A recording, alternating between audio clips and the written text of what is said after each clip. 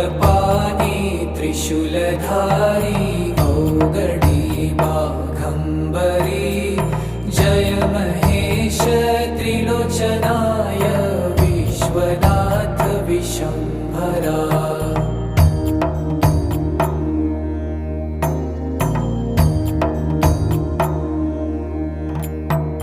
नाथ नागेश्वर हरो हर पाप साप विशापतम्